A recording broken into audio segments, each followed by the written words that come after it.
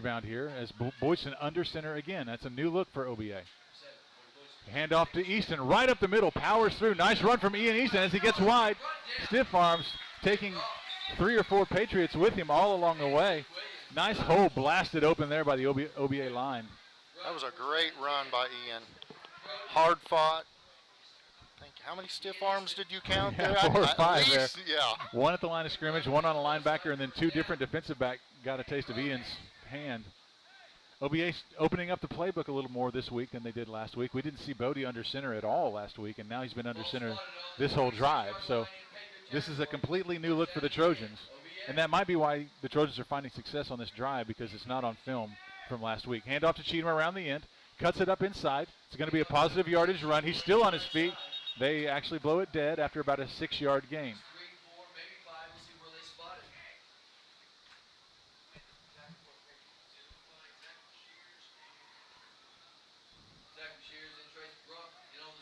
You know, every team has that player whose name you call a lot. For OBA, it's Boydston and Cheatham and Jake Colby. You hear their names a lot. Harry Nunez. For Southwest Covenant, it's Brashears, number 5. He's been in on most of the plays. Zach Brashears, a senior, making almost all the tackles on defense and is the primary running back on offense. Not sure what we've got going on here. Looks like we got just a scraped knee. We got some blood and mandatory removal from the game until we get that blood stopped. And so a sub in for Southwest Covenant, number 44, hustles in there. Journey Miller. 2 receivers on the near side. Bodie fakes the handoff, takes a deep drop. Pass was a little low. Looks like number 0, Zeke Williams, might have got a hand on it. If he didn't, it was really low. I don't think Jake was able to pull it in. I'm not sure if it was a deflection or just a low pass from Bodie. That's really the first pass Bodie's thrown that has been a little off target. Right. So 3rd and 5. Caleb Mendoza in for Ian Easton. Ian is usually a running back. Caleb is usually a receiver. So I would guess it's either going to be a handoff to Cheatham or the Trojans are going to throw the ball here. 3rd and 5. Definitely 4-down territory here for the Trojans either way. Handoff to Boydston. Quick pass from Boydston again. He does the exact same thing. That one went out low. It's Jake Colby looked like a shortstop there, fielding a short hop. So Boydston clapping his hands in frustration. He knew immediately when he released it that it was not what he wanted. Ian Easton back in for the Trojans. 4th and 5. Like I said earlier, definitely 4-down territory for OBA.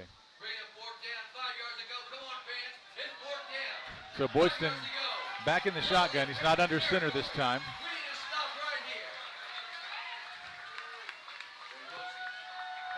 Boydston rolls out to his left this time, and he finds Nunez, tiptoes the sideline, completion, 1st down, OBA. Nice throw. Bodie finds his rhythm back. That's a nice play from the senior quarterback after 2 throws that were off target where he was not happy with himself. Coach Kayotte rolls him out to his left, which is a difficult throw for any right-handed quarterback. Rolls him out to his left, and he finds Harry Nunez in the flat for about an 8-yard gain. So 1st down Trojans. They can get a 1st down without scoring. The 1st down marker's right at the 1-yard line. So snap to Boydston, this time rolling out to his right. He's got Nunez, fires, deflection. Oh, almost pulled in by Judd Cheatham off the deflection. As in rhythm as Bodie was in the first quarter, it feels like he's lost a little bit of that rhythm in this quarter, because that was behind Harry. Harry was running free to the pin, and he threw it behind him, which enabled the defender to get a hand on it. Harry had to slam the brakes on, and that enabled the defender to get an arm in there. So whatever rhythm Bodie had in the first half, he needs to find again for OBA. So 2nd and 10 at about the 11-yard line. 4 receivers for the Trojans, nobody in the backfield with Bodie Boydston. Snap to Boydston. He's going to take it right up the middle. Quarterback draw. Scrambling forward. He's going to reach. He's reaching for the goal line. I can't tell if they've given it to him yet. Even if he doesn't, it's going to be a 1st and goal. Correct. There wasn't really a line judge on the far side of the field, so I'm not sure how they're marking that. There's a line judge on the near side, so they mark him down at like the 2-foot line. It's inside the 1. So 1st and goal to go for the Trojans. I imagine this is just going to be a Boydston or Easton right up the middle here. I'm guessing just That quarterback last- sneak. Oh, sorry, Coach. Yes, right. That last run really showed Bodie's strength. Yeah, for He's sure. strong in the weight room, and it paid off on that last And one. there he And does on it this again. one. Same thing, right?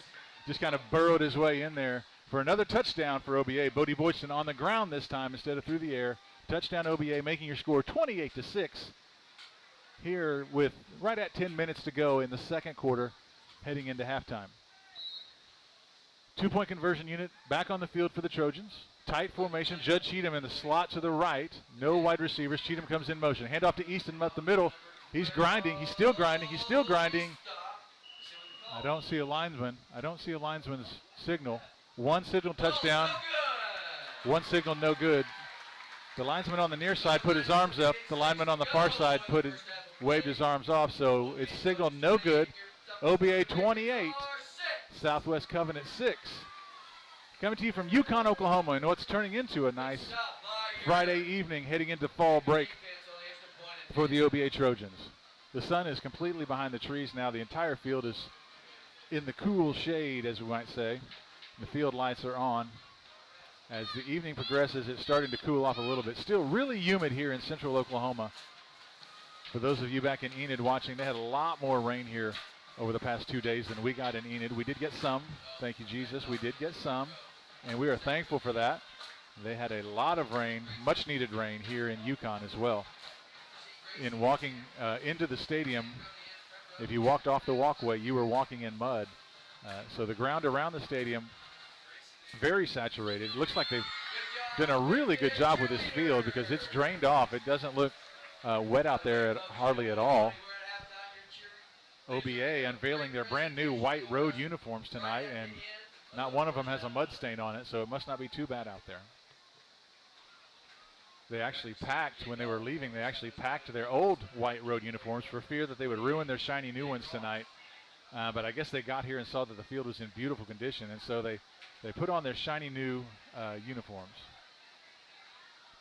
So a little bit of a change here for the Trojans. Harry Nunez is going to take a break. He's been on the field the whole game. So he's going to take a little break here, grab a drink of water, and Andrew Campbell will be kicking off for the Trojans. AC, a sophomore, number 82.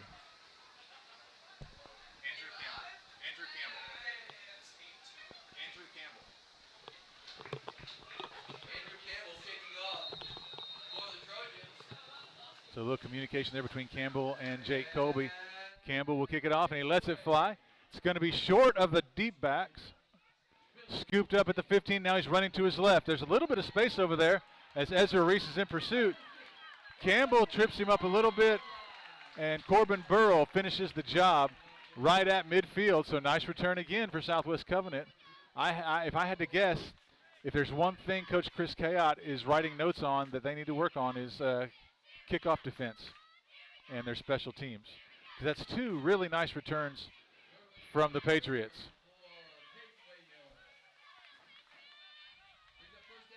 So the Trojan defense back on the field. Titus Burl in here on the near end, giving Jake Colby a little bit of a break. Bodie Boydston on the far end. Nick Beckman at the nose guard. We got Holden Caldwell and Harrison Crow, who's been pretty quiet since the opening drive. He made all the tackles on the opening drive, and I don't think he's made one since. So Southwest Covenant making a nice adjustment to account for number 44. Fake pitch, roll out to the right. There's Harrison Crow. Speak of the devil was a bad saying, and now a flag comes out. That's wow. Are they going to call roughing the passer on that?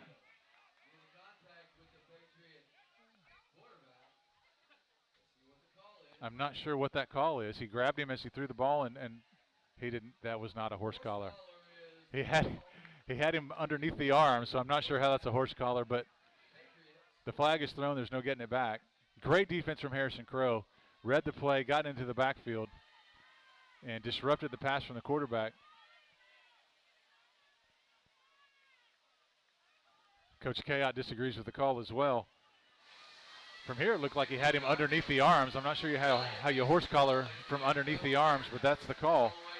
So that's a pretty costly play from a 10-yard loss to a 15-yard game. That's a 25-yard net.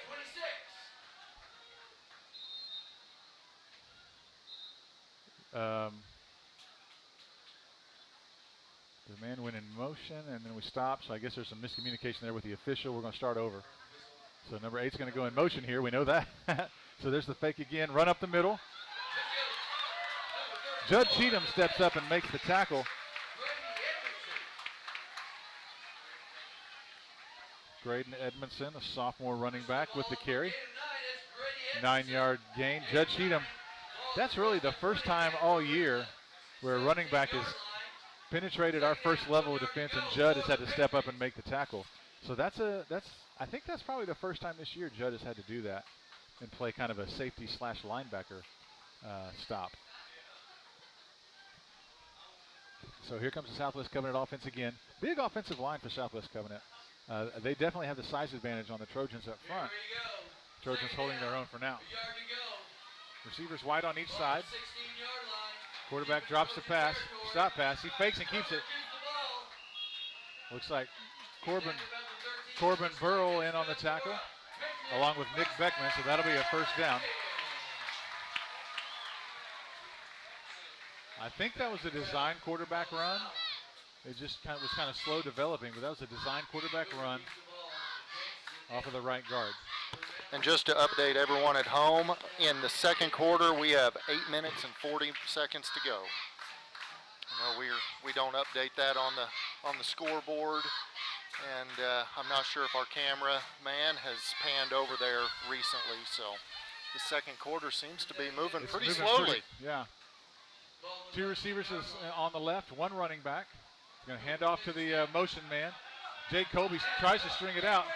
Judd Cheatham steps in and pops the running back right in the face. Nice tackle again. Judd Cheatham stepping up and plugging a hole. Gain takes him down to about the 3. Let's see if there'll be a first down or so. Second and about 2. Second and 2. Just inside the 5-yard line.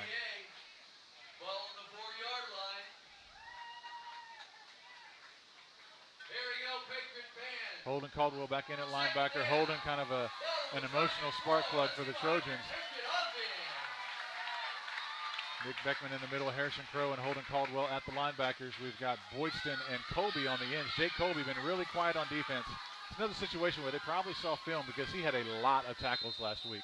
And that's going to be a timeout from Southwest Covenant. They didn't like what they saw, and so they're going to make sure they punch this in and get a play call that they want.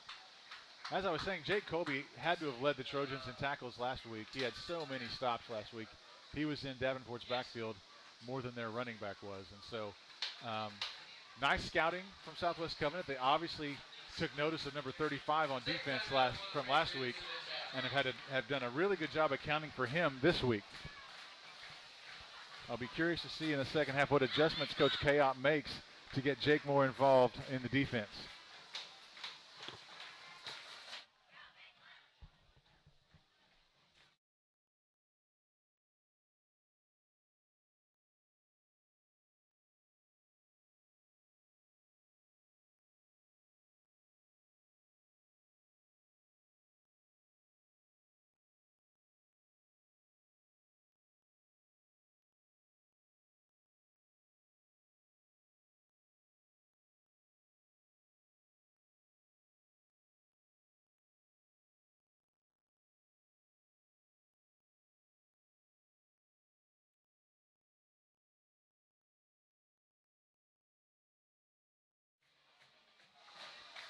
As we come out of the timeout, Southwest Covenant inside the 5-yard line. OBA defending the west end zone. Receiver wide to the left. Man in the slot for Southwest Covenant. Officials talking about something. The white hat stops play momentarily.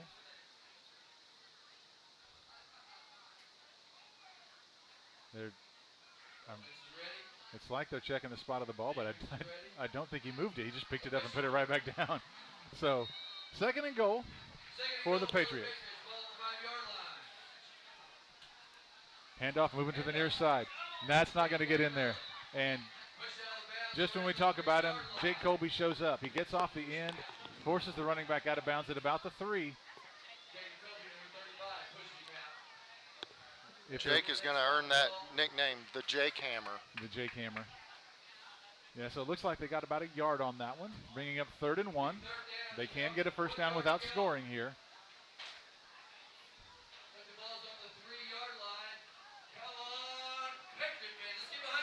Southwest Covenant had some success with the misdirection play last time they were down this close. Let's see if they try that again. Handoff up the middle. It's going to be enough for a first down for sure. We can't tell if he got in. No signal from either line judge. I actually just saw a shrug from one of the line judges. That's not a good sign when you have a referee shrugging, but neither line judge marked where the ball. Definitely got enough for the first down, and they mark it. It looks like about the 1 yard line maybe. I'm sorry. I'm not trying to be hard on the officials, but when neither line judge marks where the ball is and one of them shrugs, that can't be a good thing. That's kind of funny. He definitely got the first down though. Doesn't matter whether they got the shrug in there or not. That's just added entertainment for us. Yeah, fresh 4 plays from the 1. Yeah, fresh set of plays for the Patriots as it's 1st and goal. I would imagine we're going right up the middle here.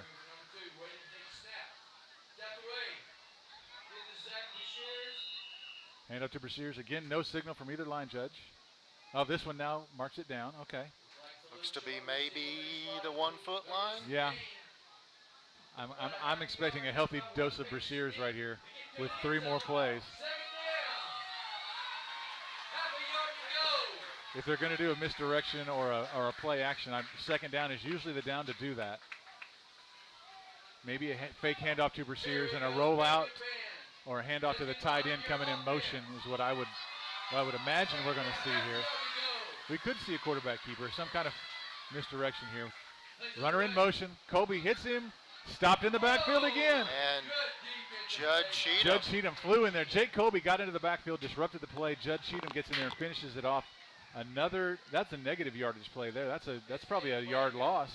And so that pushes them back off the yard line. That was a well-read play by Colby and Cheatham. Absolutely. So that brings it 3rd and goal. So no misdirection really there. They did hand off to the tight end in motion. Brashears again in the backfield. The senior has been kind of their workhorse on offense. I'm a little surprised they didn't go back to him on that last play. So man in motion. They're going to fake the handoff. Brashears up the middle. He's not going to get it. 4th and goal. It looks like he stumbled a little bit before he got to the goal line. Maybe a slight communication between Brashears and his quarterback. Hoover and Brashears kind of not really collided, but were just kind of in each other's way. It was a little unorthodox. So 4th and goal. Trace Brunk in for the offense.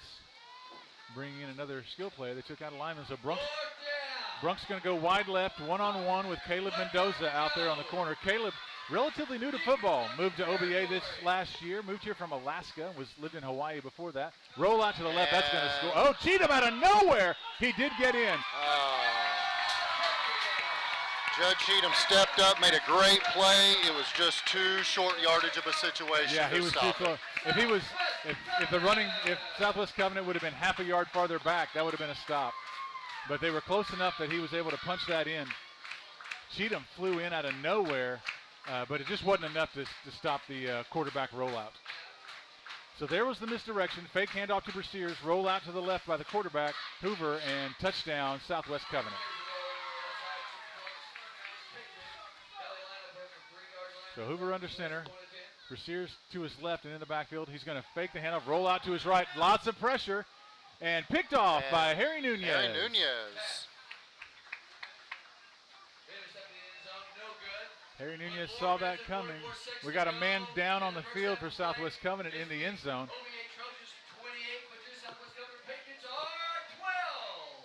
So your score now 28-12 in favor of OBA. There is a Southwest Covenant Patriot down in the end zone. I'm wondering if we had a rolled ankle because he was kind of battling Harry for position there, and they both jumped for the ball. As they both came down. Yeah, as Harry caught the ball, he just crumbled.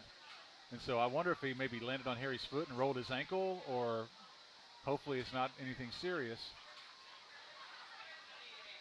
But the coaching staff went sprinting down there immediately, almost before the referee blew the whistle. Oh, maybe it's just a cramp. Oh, they are It stretching looks like him it's out. a cramp. Okay. That's which even hurts, less serious. Which really hurts, but Good it to is see. less serious. So that's good to see. Get him a banana and some hydration at halftime, and hopefully he'll be back in the second half. Like we said earlier, it is really humid here in Yukon today. Standing water just out of sight of the field. You can see standing water in the parking lot and in the grass back behind where we are in the press box. So it's a really humid evening. You got to really be conscious of your hydration and how you fuel your body on nights like this. One thing I'm encouraged about tonight is after not being in a conference last year, we had a lot of big wins last year, where a lot of games where there wasn't a lot of competition. And then after last week's blowout win, it's good to face an opponent that is going to give us a good test for district play. Absolutely. You never really know how you're going to respond to pressure, how you're going to handle the fire until you're in the fire, and you don't get that. And don't get me wrong, everyone loves a good 45, but Exactly. you got to be tested at some point to be ready for district play, to be ready for playoffs and things like that. And so this is a great early season test. You rarely 45 teams in the playoffs. Yeah, that doesn't happen in the playoffs. You need that fourth quarter experience. Right. And just to update everybody, 4 minutes and 44 seconds left in the second quarter. We're heading into halftime. Bodie Boyson and the Trojan offense will have some time left to try and navigate down the field and punch something in. You obviously want to be careful with the clock. Your opponent just marched down the field and scored, so if you're going to go score, you want to use as much time as possible and leave them as little as possible when you do it. Last time Southwest Covenant got into the end zone, though, Bodie Boydston and the offense responded immediately with a 60-yard strike for a touchdown. So we'll see how they respond here.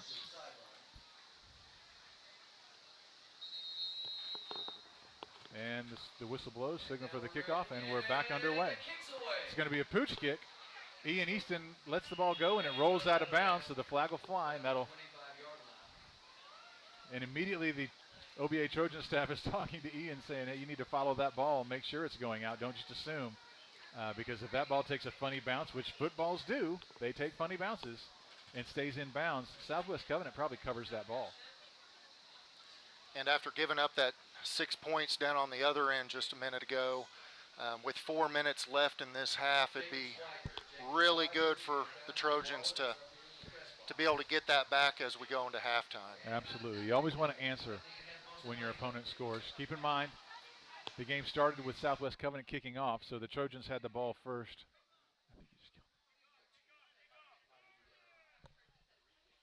So when we come out of halftime, it will be Southwest Covenant ball again. So the last thing you want to do is give them the ball to end the half and then let them have it again to start the second half. So the Trojan offense, I would imagine, is going to try and be real deliberate here, march the ball down the field, and get something before halftime.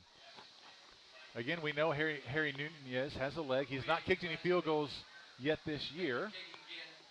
But if the Trojans march it down and are unable to punch it in, there is the option of going for 3 points to get something on the board before halftime.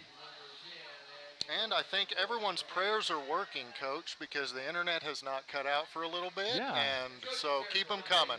Knock on wood. All those things you're supposed to do that really mean nothing, but whatever. It's working, and so we're happy about that. Exactly. So they're going to get another try. We'll see if they pooch it again, and we'll see if Ian Easton applies what the coaches were telling him. This time he onsides it, and Titus Burrell is right. Or I'm sorry, Corbin Burrell. Titus Burrell is his father. Sorry about that, Coach Corbin. Burrell may not have moved that fast. Coach Burrell might not have been able to pounce on that the way Corbin just did. So Corbin Burrell pounces on the ball. It'll be Trojans ball inside Patriot territory at the 39. Really an interesting choice as far as I'm concerned from the Patriot coaching staff, giving OBA good field position.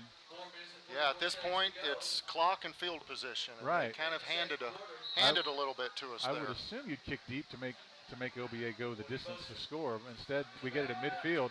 Boyson back to pass all the time in the world. Fires out to Nunez. He makes the catch, makes a man miss. He's still going. 30, 25, 20. Forced out of bounds at about the 16-yard line. Harry Nunez.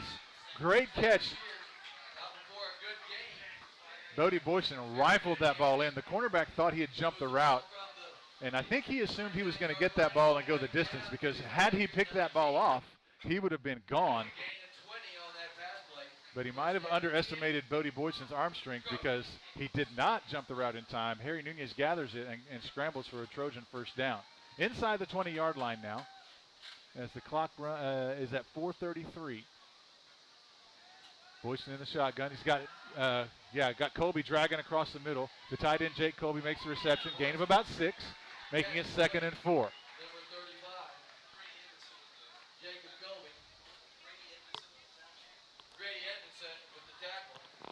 If there's any Southwest Covenant folks out there listening, that was Grady Edmondson with the tackle.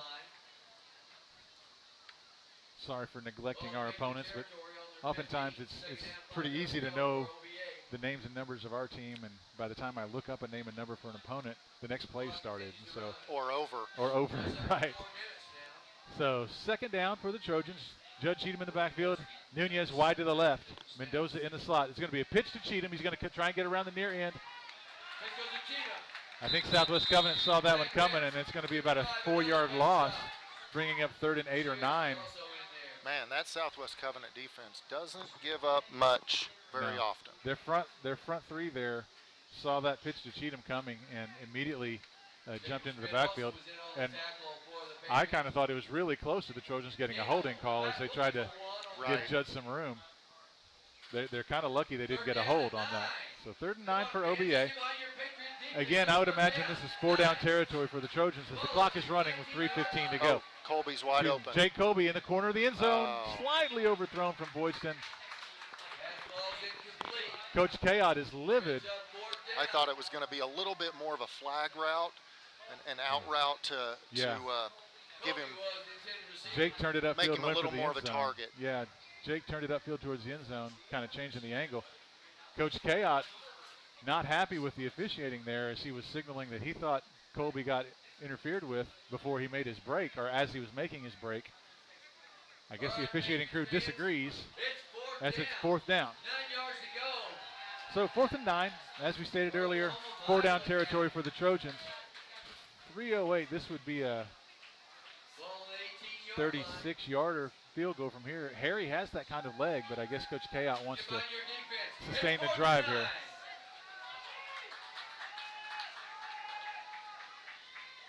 Boydston on the run, 1st down Trojans.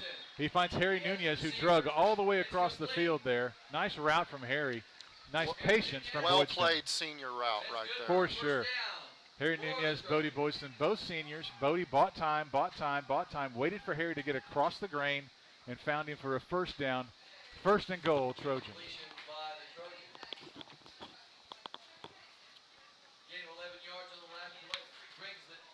So they wind the clock, 2:49 now to go in the 1st half. Trojans can probably afford to be a little more deliberate here, run a little more clock. As Boydston's in the shotgun, Cheatham in the backfield with him. They fake the pitch to Cheatham. Bodie right up the middle, pounding, carrying, touchdown. He got in. OBA. Bodie Boydston, the exact same play they ran 3 plays ago, except he faked the pitch to Cheatham. It looked like the defensive line bought that because they were so successful against that pitch just a few plays ago. And Bodie just hangs on to it, runs right up the end zone, uses his size and strength to power his way into the end zone, making the score OBA 34, Southwest Covenant 12, as once again the 2-point unit in for OBA. Tight formation, 2 tight ends. Judd Cheatham kind of in the slot on the near side. Look for Cheatham, but again to Easton. It's the exact same play they ran down here at the other end earlier. It looks like the Southwest Covenant defense is so focused on Judd Cheatham that there's not a lot of focus on Ian Easton there. As he just opens it up for number 12. Yeah, he strolls right into the end zone there. He there's a little bit of contact as he's already in the end zone, but nice 2-point conversion for the Trojans. Like we talked about early in the 1st quarter, the Trojans have a pretty deep well of plays when it comes to 2-point conversions. And they've been pretty successful. They were stopped on the first one of the night tonight and haven't been stopped since on 2-point conversions. So Coach Kayot is a 2-point conversion specialist, I guess. I don't know. A lot of experience over there on the Trojan coaching staff with Chris Kayot. Has state championship rings in his jewelry box at home. A couple of state runner-up finishes in 8-man football. Jay Mendenhall, who's been a head coach here at OBA, and yielded the reins to Coach K out a few years ago. We've got James Cheatham, who was a college defensive coordinator at NEO A&M in Miami, Oklahoma. Lots of coaching experience over there on the OBA sideline. So not really a surprise that they have a very full toolbox when it comes to plays.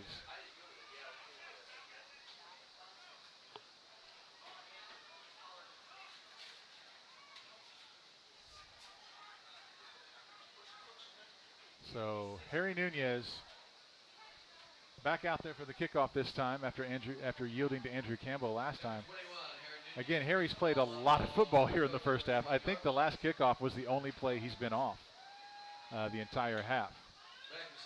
Having a little trouble with the tee, getting it the way he likes it. There we go. The ref not showing a lot of patience. The second Harry got the ball on the tee, he blew the whistle. He's ready to go. Didn't even give Harry time to get back. So here we go. So Nunez, nice kickoff from Harry. Fielded about the 3-yard line. It's going to be brought out by Brashears. Oh! Brought down by a one-handed tackle. Burrow one-handed that sucker. I think he may have done it with one finger. Wow, I don't know how he got him down. Dragged him down. That was an incredible tackle. Caden Waymuller, the Patriot who went for a 60-yard romp earlier in the game, just drugged down by one hand by Corbin Burrell. We're just gonna say Corbin has incredibly strong forearms and pulled him right on down. So first down for the Patriots.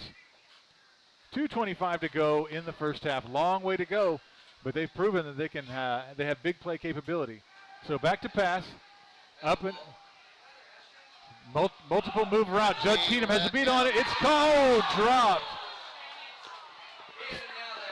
Just barely underthrown there. I think we had one handed to us right there, Coach. The Trojans just got a break because a gift. Number 3, it looks like. I can't really see his number. That's Nate Gerber. Got just behind Caleb Mendoza in coverage. Judge Cheatham was closing fast from his safety position, and Judd flying in front of the receiver probably had something to do with that. And I was just thinking that with driving down and getting that touchdown back, now our defense needs to step up. And that's great point. With 2 minutes to go. Great point, Mr. Hovind. So 2nd and 10. I'm guessing Coach Cheatham and the defensive staff are saying, don't let him get behind us again, please. Judge Cheatham flying up from his safety position into the backfield, forcing Brashears out of bounds and down. Judd read that play like a book. The second they snapped the ball, he started sprinting towards the line of scrimmage. Great play from the junior safety.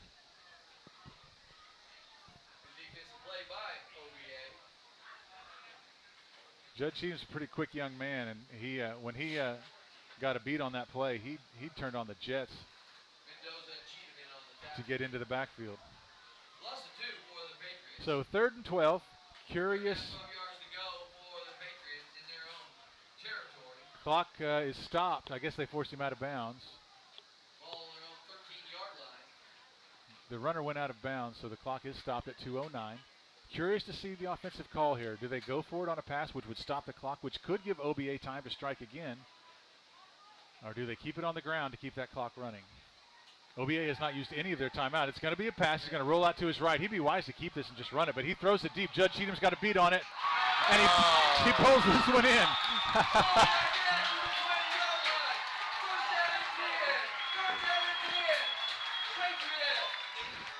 Funny. Jay Goodwin on the catch. It's funny how football works. On the previous play, he was wide open and dropped it. On this play, he was well covered and caught it. Just went over the top.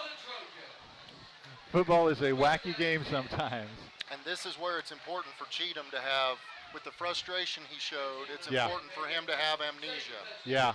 Forget it, move on, prevent the touchdown. Yeah, he kind of jumped the route and got between the receiver and the ball, and it looked like Judd might pick that off, but just the ball was just high enough, and the receiver was able to pull it in despite good coverage. Like we said, sometimes it bounces your way, sometimes it doesn't, and that was just a great catch. Good coverage, better catch. It's just part of the game. So we're going to pass the ball again, looking deep. Can't find a receiver. He's going to scramble out, brought down from behind. Nice play there from Bodie Boydston. Shoestring again, tackle, Bodie. because if he gets around Bodie, that's a first down probably. There's not many people to stop him. Bodie used every inch of that 6'4" frame to stretch out and make that tackle. Like I said, if he doesn't get that shoe right there, that's definitely a first down and maybe more. Maybe more, yes. Asher Hoover, the quarterback, just a sophomore, seems to be finding his rhythm here late in the first half. 37 seconds left in the second quarter. We got 33 seconds to go. Hoover under center. The clock is running. Hoover back to pass, looking over the middle. Pass is complete. Oh, missed tackle. Touchdown, Southwest Covenant.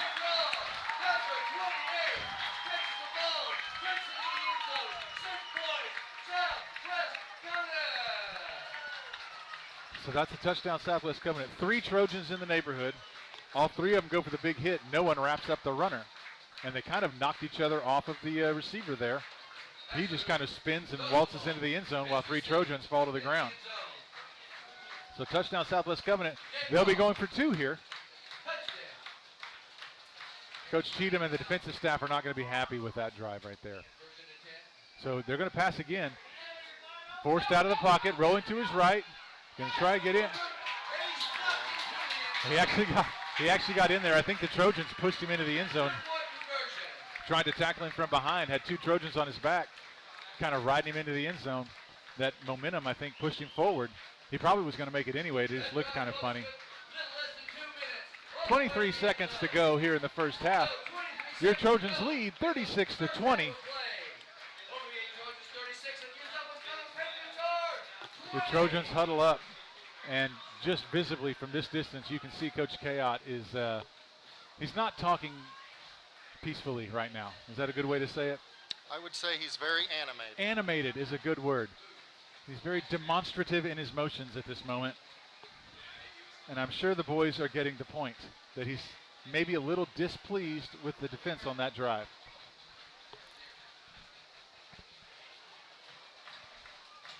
The way the press box is situated here at Southwest Covenant, we are unable to see the defensive coaching staff, which is usually up here in the press box.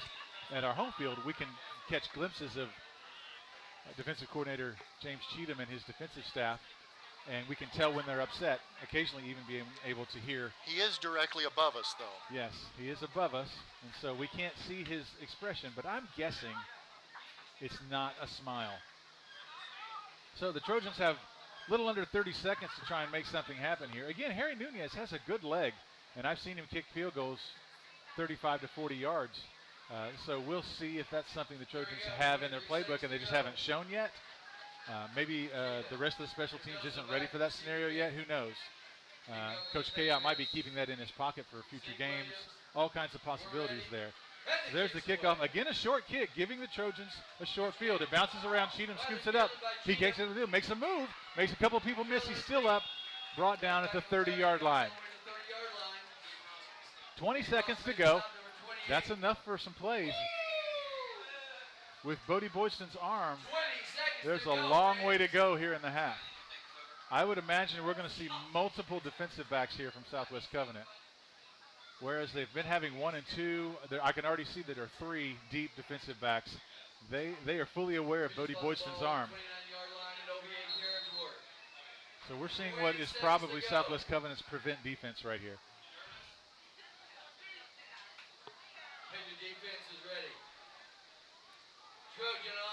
Ian Easton wide to the near side. Harry Nunez wide to the far side. Jake Colby, the tight end. Cheatham running a wheel route. And it's broken up. Pass is incomplete. Cheatham down. Cheatham is very slow to get up. A little bit of a collision there after the pass was broken up. Perfectly legal, nothing inappropriate. He flies in, gets a hand on the pass, and the receiver and the D-back collide. It looks like Judd might have taken a forearm in the neck or the throat area when they collided there. But a nice defensive play there from the Patriots. Again, 3 deep defensive backs for the Patriots. I'm guessing their coaching staff is saying, give up anything but a pass behind you. Because Bodie Boyston has the arm. He could hit the end zone from here. 15 seconds to go. 15 seconds to go. Second quarter. Boatston rolls out to his right, steps up, looking deep. He is going to go He's looking for deep, Jake Colby. and He's got room. Colby. Deflection. Close play for the Trojans. Touchdown saving breakup a by touchdown, number yeah. 3. Nate Gerber is having himself a last minute of the half. Has the long reception on the offensive side of the ball, and now breaks up 2 passes. And Colby was open. Jake Colby got He had behind him the by defense. 2 or 3 yards at one Yeah. point and slowed down just slightly. There's the ball came. And it wasn't even way behind him. Bodie didn't underthrow it by a lot, but underthrew it just enough that Jake had to slow down just a little bit, and that made a great play for the Patriots defense. Nobody leave their seat. But again, Bodie was on the run on that play, so that's an impressive throw on the run. I think if Bodie sets his feet, he doesn't underthrow that ball. So 3rd down, 10 seconds to go in the half. Boys, yeah, they're just going to run this one. There's going to be a hold here. Still on his feet. He has a first down across the midfield all the way down to the 36-yard line. But 2 seconds left in the half. There's a flag. It's going to be holding. Trying to make a hole for Bodie to run through. Probably going to be a hold on that play. Kate Wheeler made stop on the last play. Oh, they're calling a chop block, not a hold. Okay. Chop block call. The blocker I was looking at was holding blatantly, but they caught somebody else. So The ref's eyes must have been on a different penalty. right. It's hard to pick penalties at that point. Moral to the story, one way or the other, that one was coming back. Yes. Wow. They are marching. Whoa. 5, Chop 10, block on the Trojan offense moves them That's- way down the field. 5, 10, 15, 17-yard loss. Down 2 around the incomplete. 12-yard line. The yard marker's on the 30. There's only 2 seconds to go, folks. 15 would be the Just 2. 15-yard line, but they marked off 17. Maybe it's from the spot of the foul. Is it from the spot of the foul? Is that why? It's 15 third yards. down. I'm not sure on a Maybe chop it's 15 block. yards from the spot of the foul, because a 15 yard from the line of scrimmage would be at the 15-yard line. So Boyson runs it up the middle. They're just going to run the clock out. So that's the end of the first half. Your Trojans lead 36-20 over Southwest Covenant Patriots. We'll take a break for halftime and be back for an exciting second half of action here at OBATrojans.tv.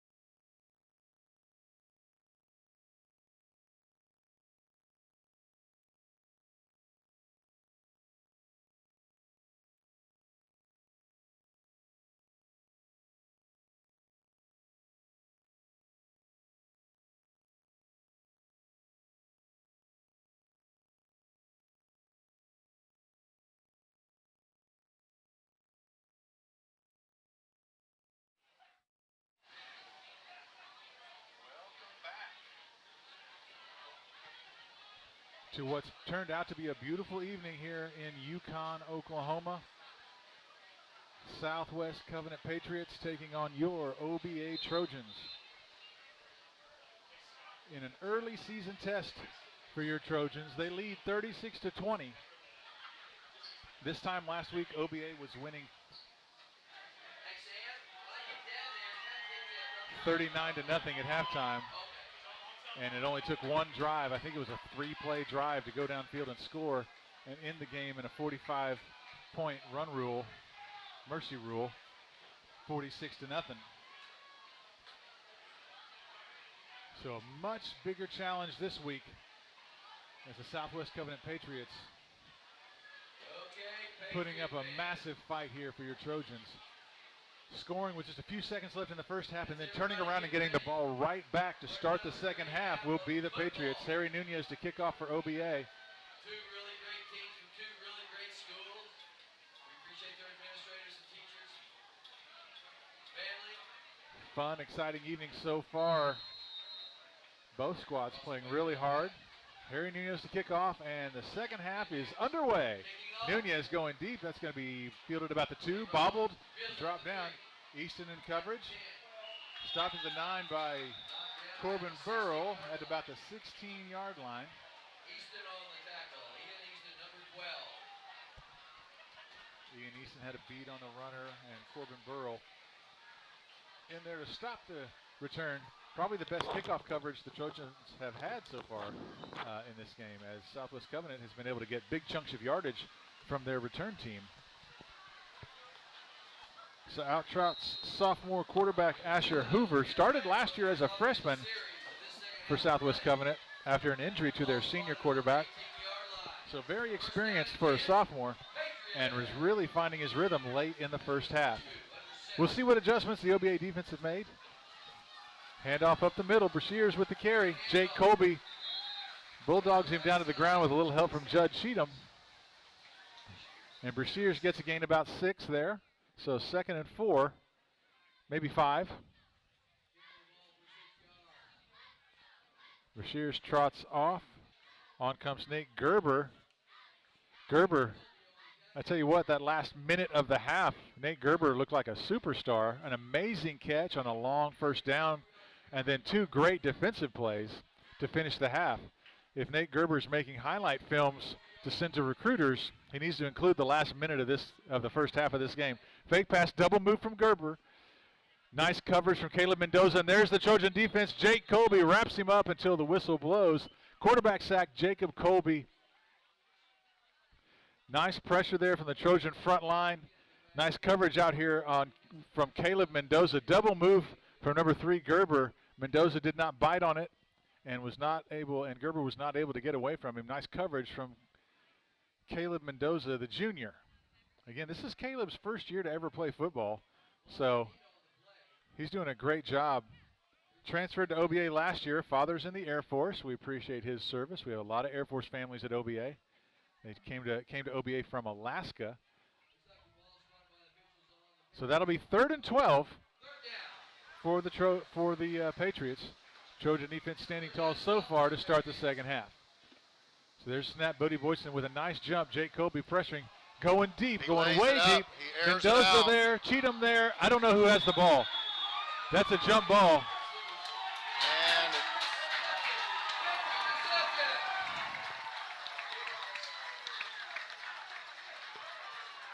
Gabe Ross makes the reception.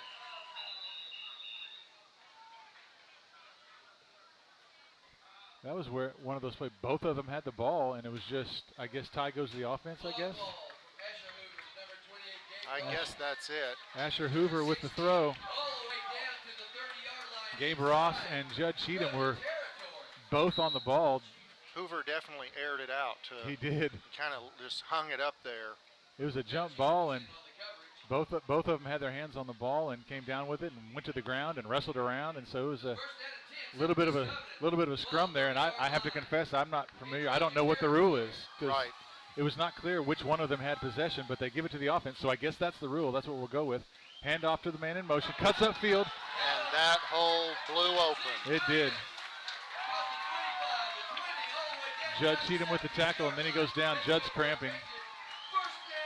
Southwest Covenant's come out looking like they've made some adjustments and to read what we're doing on defense a little bit. Judd Cheatham was cramping there, went down, forced himself to pop up because he did not want to come out of the game, but he has to come out because he went to the ground. Andrew Campbell in for the Trojan defense.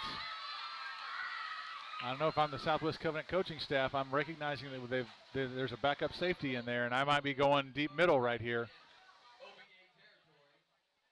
Not to disparage Andrew in any way, but Judd had a rhythm. He's been on the field the whole time, and Andrew has not been in for a single defensive play. That's a hard thing to do.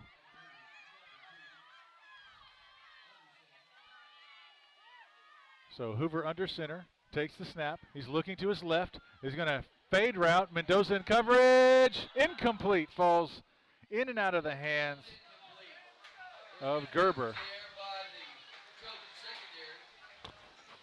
Caleb Mendoza got in there and got a hand on it. Yeah, broken up by Mendoza. Judd Cheatham back in at safety. It's interesting the difference in the quarterbacks. Hoover's balls have the distance on them, but there's a lot of air under it, and there's a lot of jump balls. Yeah. Bodie Boydston throws things on a rope, but there's been a couple that have been in the dirt and a couple that have been overthrown. So interesting quarterback comparison. Again, the man in motion. Zeke Williams with the carry. They're kind of taking a page out of Coach Chaot's playbook here, sending that man in motion and handing it off to him a lot. That's his third carry of the drive. As Zeke Williams comes in motion, they snap it to the quarterback, and he immediately hands it to the man in motion. So, and the size of Southwest Covenant's offensive line appears like they might be starting to wear our defensive line out. Yeah. We haven't called Beckman's name in a long time. We haven't called Harrison Crow's name in a long time. Handoff this time. Brashear's on the carry. Judd Cheatham is making more and more tackles as the game progresses. That's never anything you want, is for your safety to be making all the tackles. Corbin Burrow in there giving Jake Colby a quick break. It's going to be no signal yet, and then they're bringing the chains out on look at about the 10-yard line, just inside the 10. We'll see where the chains say it is.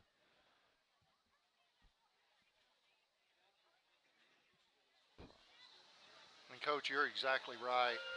Judd Cheatham is having to step up and make those tackles from that safety position more and more.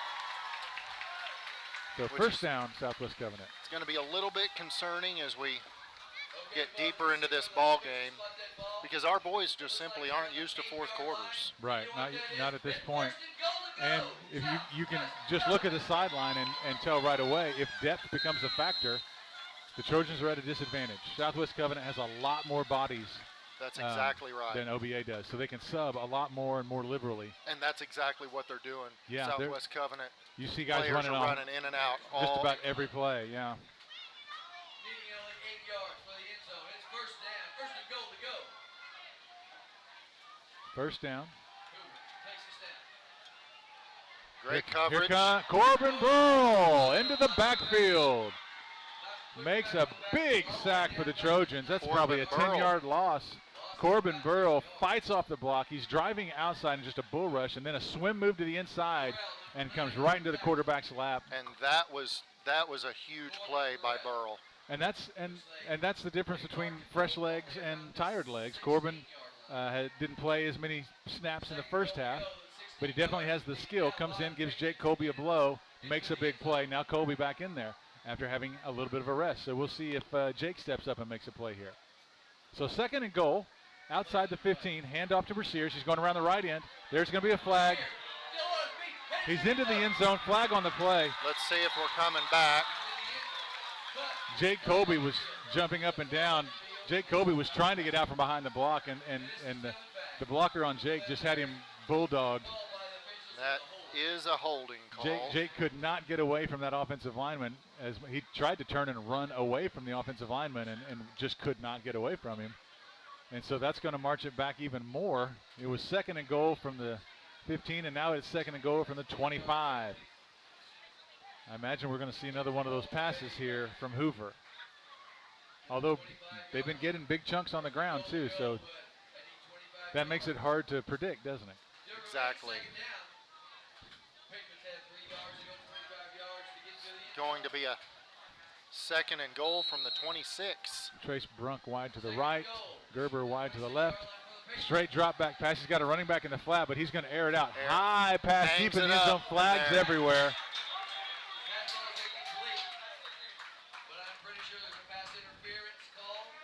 So that flag came out. The ball was, I don't know, 40 feet off the ground and only about 5 feet past the line of scrimmage, and the OBA defense was all over the receiver. Even with that penalty, I don't know where the ball ends up. Is it the spot of the foul, or do they march off 15? And is that going to be an automatic first? Right. Wow. 25 down to the 10, so 15 yards marched off. Still 2nd down there, Still Mustang. 2nd down, okay. 2nd and 10 from the 10. I think the Trojan secondary guilty of just keeping their eyes up on the ball. It's so high in the air and it's hanging up there so long that they get kind of mesmerized by it and just ran over the receiver. Took their lost sight of the man they were covering.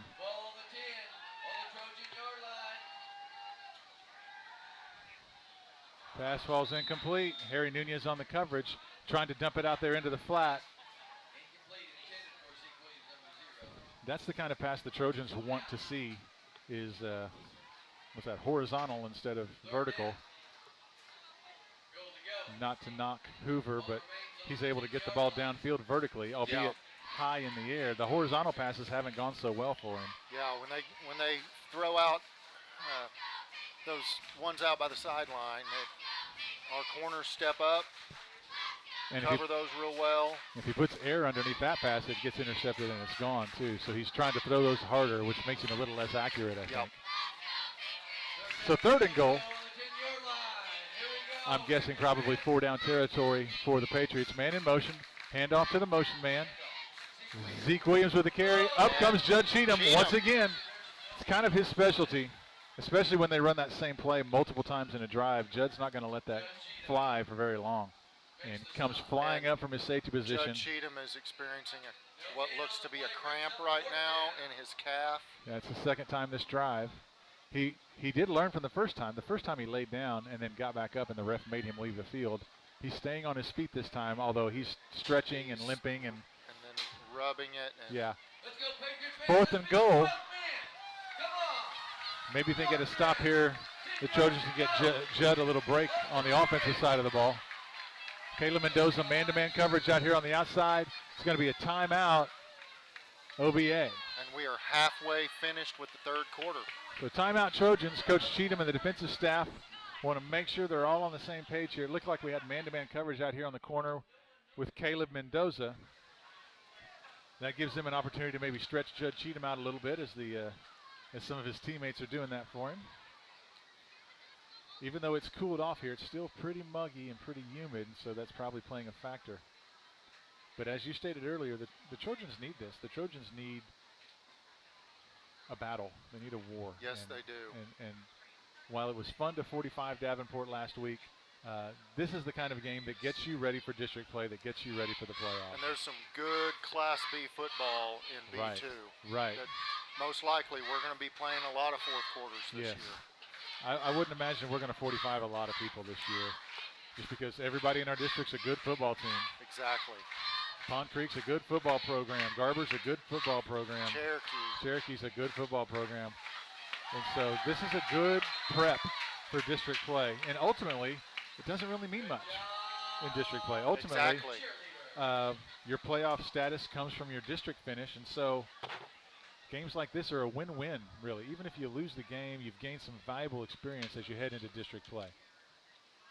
Not that we're saying we don't want to win this game. It's still 36-20 Trojans, but it feels like the momentum is clearly on the side of the Patriots right now, and the Trojans need to seize that back. 4th and 10. Let's see if they can do that right now. Quarterback under center. He drops back, looking to his left, now looking over the middle, finds a man, and it's incomplete. Broken up by Judd Cheatham. Judd Cheatham, once again, kind of a swim move there to get his outside arm over the shoulder and deflects the ball. And that's where that timeout definitely benefited us, because Cheatham is a player that you do not want defensively to be experiencing a cramp when he is trying to prevent the touchdown. He's a pretty vital tool in our defensive tool belt. And so the Trojans take over their own 10-yard line. First possession of the second half. That was a long, sustained drive. Took up half of the quarter. Yes, It's 6 that minutes was. left. Long, sustained drive, but it comes up empty. And out comes Bodie Boyston in the offense. Judd Cheatham in motion. Boyston's going to keep it over the near side. Picks his way through. Still going. Down at the 20. That'll be close to a first down, if not a first down. Another player down on the field, this time a Patriot. Looks like another cramp. This muggy weather's taking its toll on both sides of the ball. Yes, you are definitely seeing early season Right. conditioning, just that they're not used to playing these full games. Southwest Covenant's first game, our second, hot, muggy weather, and just these kind of cramps that don't typically take place the deeper into the season you get. The OBA manager staff, Chloe Ray, Ava Campbell hustling out onto the field, bringing water to the team. That's always a good thing on a night like this. Using this stoppage of play, Judd Cheatham, you can see him stretching, sitting on the ground, stretching there. Both teams look tired. they both look tired, especially after that long drive. And look at that. Did you see that? Jake Colby picked up a OBA water bottle, tossed it across the line of scrimmage to the Southwest Covenant huddle, and they're sharing water. Where do you see that? That's Not awesome. very often. That doesn't happen. And now the ref's taking a drink. So we've got OBA drank some, and Southwest Covenant drank some, and now the ref's having some water. So that's pretty awesome. You don't see that in the college game or the NFL, and now they're looking to toss the bottle back. I don't know if they're saying, hey, it's empty, you got any more?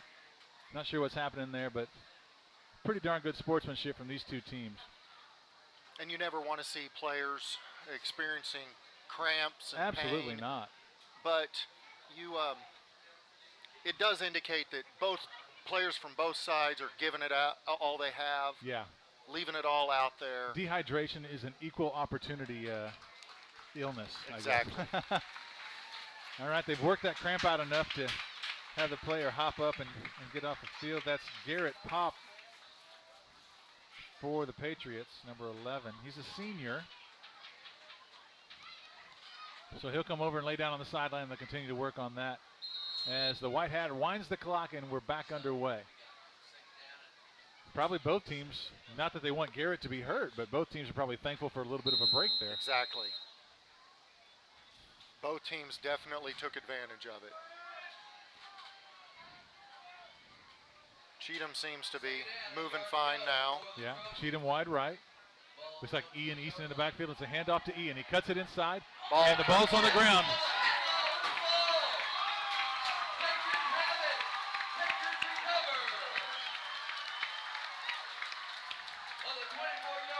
So fumble Trojans, first down Patriots.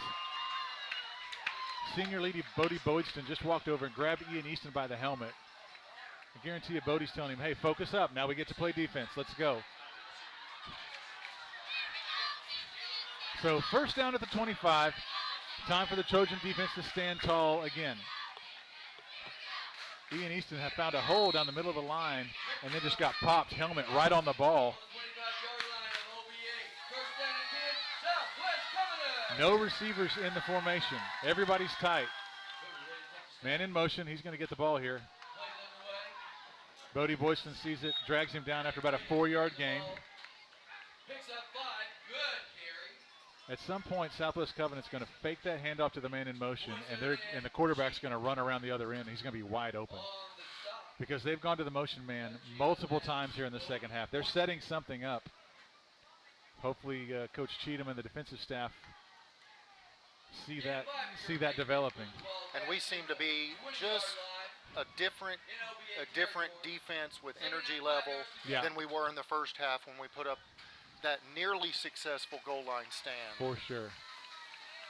And like I said, the Trojans are winning by 16, but it firmly feels like the momentum is on the side of the Patriots right now. Man in motion Yes, again. it There's the does. fake, handoff up the middle. 34 this time. There's Harrison Crow. We haven't called his name in a while. He steps in, makes There- the tackle right Nick there. Nick Beckman was on the bottom of that. Grady Harrison Edmondson. Crow and Bodie Boydston. Grady Edmondson with the carry. And there's the interior of the OBA defensive line stepping up and making a play there, making it 3rd and 5. That's what we needed to see. Absolutely. It's been a while since we've called those two guys' name. Down there in the trenches, Nick needs a little success to get him going again. Right. And I always wonder about, we talk about a big offensive line wearing down the defense. I always wonder to myself, is the offensive line not getting tired also? Exactly. So I mean, they're playing too. And so maybe that contributed to that. Maybe it's just a misassignment. Whatever, it benefited the Trojans. 3rd and 5. Receiver wide to the left, one-on-one. Caleb Mendoza in coverage. He's looking right. He throws right, deep to the end zone. Incomplete. Diving play from Judd Cheatham. The ball falls. I don't think Judd or the receiver got a hand on the ball. It was slightly overthrown. Caden Wiemuller out in the pattern. Caleb had a touchdown in the first half. And again, we talked about it with the quarterback Hoover. It seems like when he tries to throw it on a line, he's just a little bit less accurate.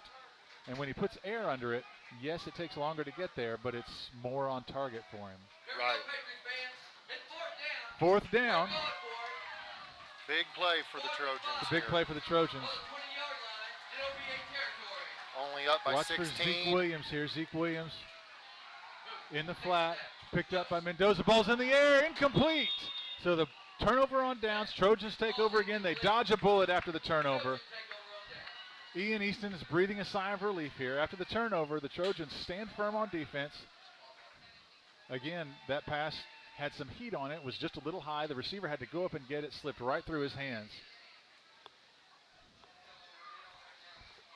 Wide receiver on that one was number 3, Nate Gerber, who's made some big plays for the Patriots, but he had to go up to get that one, and it was high and hot and could not pull it down.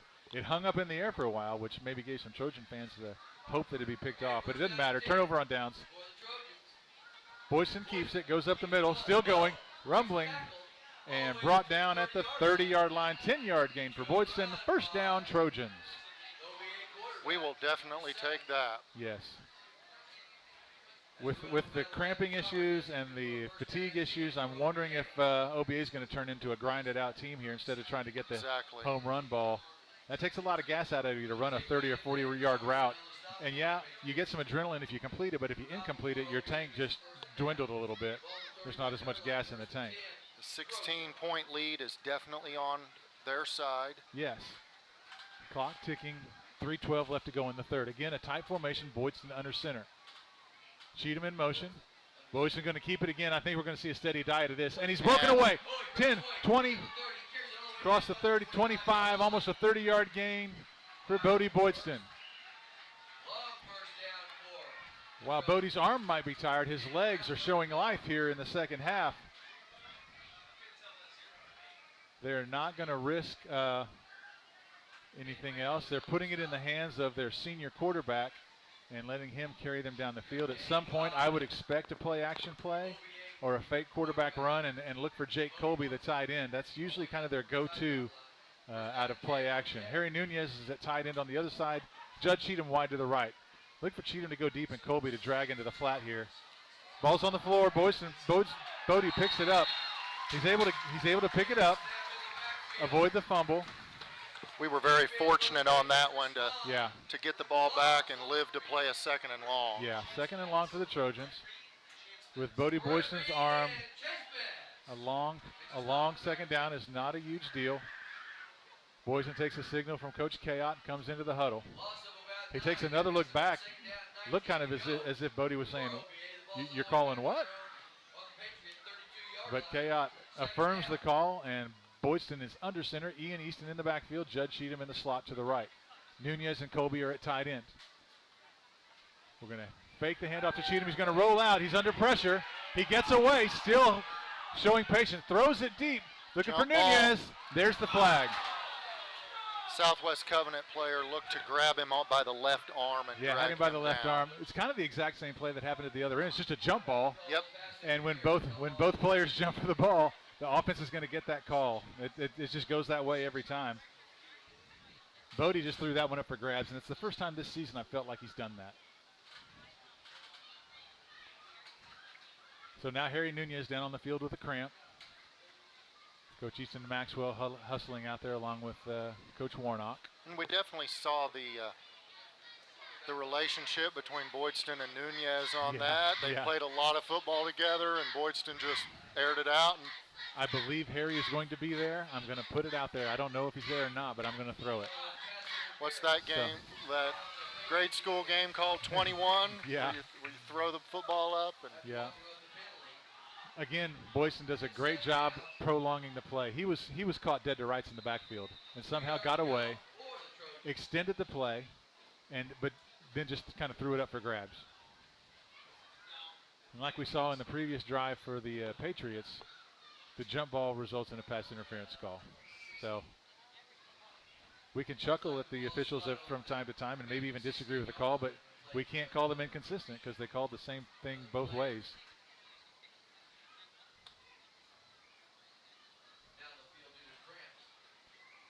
Once again, I just think this might turn into a war of attrition, and the depth over here on this sideline is a lot deeper than it is on the far sideline. a little bit concerning. Yeah. As we creep towards the fourth quarter, 2:01 left to go in the third.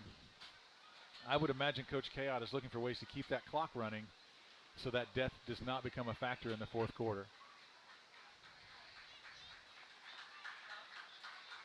Nunez is up after being stretched out by the coaching staff.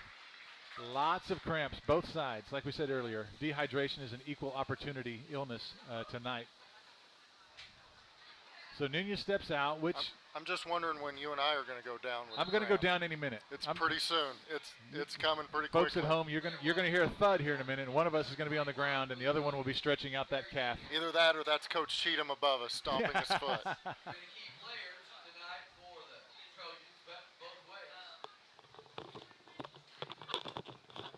So Boydston huddles up the offense. So tight formation, Ian Easton and Cheatham in the backfield. Corbin Burrow in at tight end. Hand off to Cheatham. He's going to try and get around the end. He has Easton out front. It's going to be a positive yardage. Nice move. That looks kind of like a horse collar play. Yeah, Judge just Cheatham had that shifty look moves. and feel of a face mask or a horse Yeah, collar. he just kind of went down funny. It looked like he was grabbed from behind, but no call. no flag. But it's a positive yardage play. It's going to be first and goal. First and goal for the Trojans. From about the 7-6 yard line. So Boydston takes the play from Coach Chaot. Very deliberate offensively here for the Trojans, letting that clock run. Perfectly content to pound this, I would imagine. I'm guessing we're going to see another Boydston run right here. Why risk a handoff?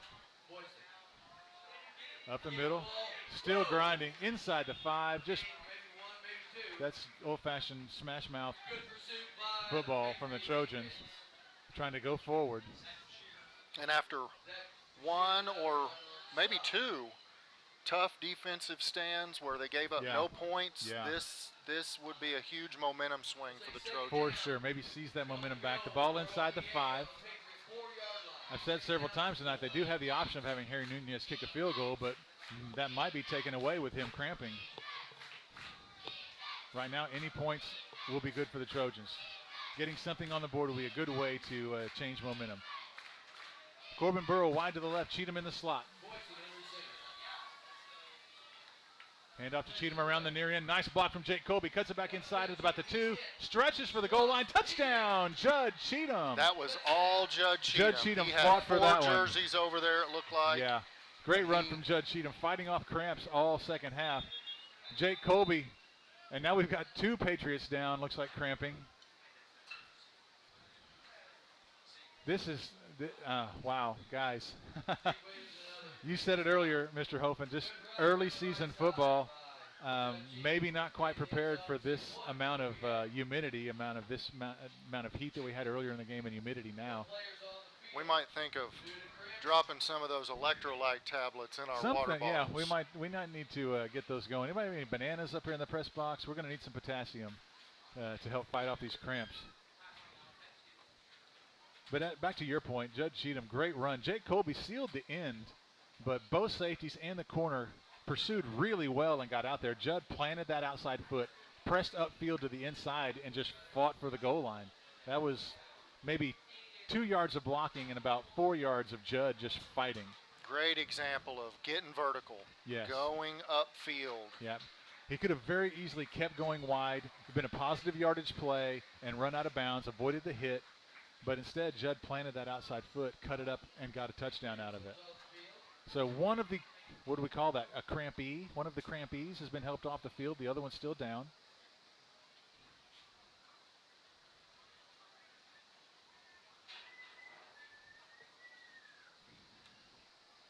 I think both teams are really going to have to go to the bench here at some point. Yes. We're stopping a lot. 1 minute or 59 seconds. 59 seconds left in the third quarter. This third quarter, with a little bit of grind it out. Yeah, it's, both ways, yeah. It's moved much more quickly than the second quarter moved. Despite stopping for cramps, this is our 5th time this quarter that we've stopped play due to a cramp. Something like that. So despite stoppages of play due to cramping and injuries, the quarter actually feels like it moved pretty quickly Yes, with a minute to go. The second quarter took an eternity. But both teams were throwing the ball more in the second quarter. Yeah. This is going to be a real gut check for both teams. And especially with this touchdown, we are now up 22 points with the 2-point conversion coming. Yeah. I don't expect we're going to be going to the air quite as much. In the fourth quarter, yeah, it's going to be a lot of running. I'm curious to see what Coach Cheatham and Coach Kayak do defensively on this next Southwest Covenant drive. Do we get some subs in there? We haven't seen a lot of Ezra Reese. Maybe we get Ezra in there and get Bodie a break. We haven't seen a lot of Andrew Campbell. Maybe we get Andrew in there and get Judd a break. Curious to see how that goes. But again, just looking at the field, 2, 4, 6, we have 8 subs over there on our sideline, and so they're going to have to do that really strategically. We might have to, freshman Liam Berry might have to get out there on the field. Sophomore Lucas Olson might have to get out there just to give some players a break. Yeah, you make a great point, that strategic rotation, because this is getting to the point in this game where you definitely want it in the hands of the juniors and seniors. Right. But to give them a breather for a play or two, how to rotate players in and out. That could make a huge difference, 30 minutes from now when we're midway through the fourth quarter, nearing the end of the game. I'm guessing Bodie's keeping this one too. No, we're going to throw it. Oh. Just about picked off. I think that surprised everybody, including the defensive back. It hit him square in the chest, and he was not ready for that ball. I think everyone was looking run on that play, and Bodie let it fly, and it hit. Everyone was thinking ground. Everyone was thinking run, and it hit the D-back just square in the numbers, and I think it shocked him. Although Bodie's got a hose, he can throw the ball, so that thing was coming fast from not far away.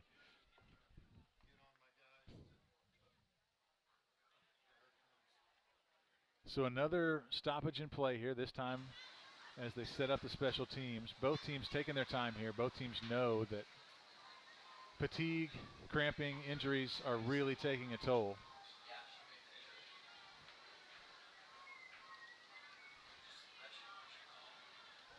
Coach Kayak giving a spirited speech over there along with Coach Jay Mendenhall. And that can give you a little adrenaline, but adrenaline only takes you so far when your leg doesn't move. Exactly. So this is going to be a real gut check for OBA. That touchdown really helps, like you said earlier, Mr. Hofen. It's 20-42, so a 22-point lead, at least 3 possessions, makes a real difference for the Trojans as we head towards the fourth quarter.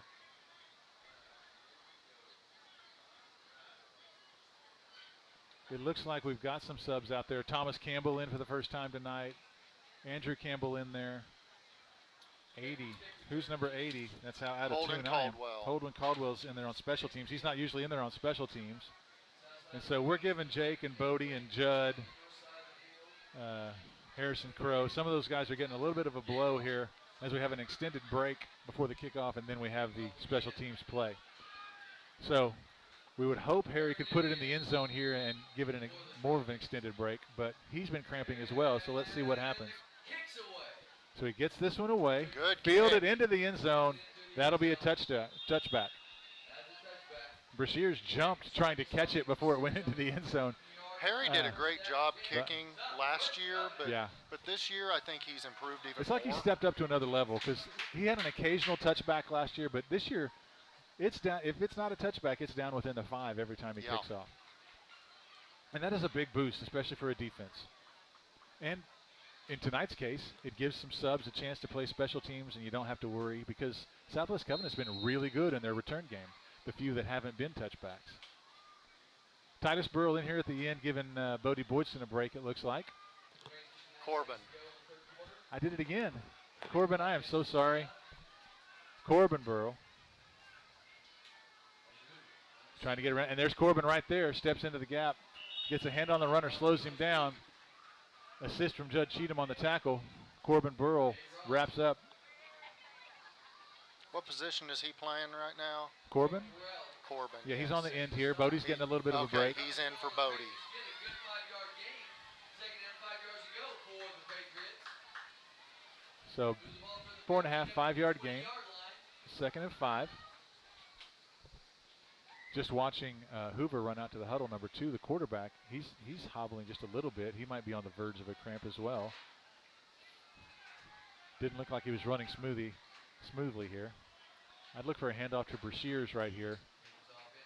Nope, he's going to drop back to pass, and he's looking for flushed out of the pocket, brought down by the Trojans. The ball's loose. Scrum for the ball. Still Patriot ball. The Patriots, Patriots come up with it. And that's the end of the third quarter. Looked like Nick Beckman, Corbin Burrell. Was that Ian Easton in on that, Yeah, maybe? several Trojans in there pressuring the quarterback. Nice way to finish the third quarter with a quarterback pressure. Not really a loss. He got back to the line of scrimmage, it looks like, but that'll put us in a good situation, 3rd and 5 or 6 to start the fourth quarter. We're going to take a quick breather here, hydrate, get some potassium in us so we don't cramp up here in the fourth. We'll be right back on OBATrojans.tv.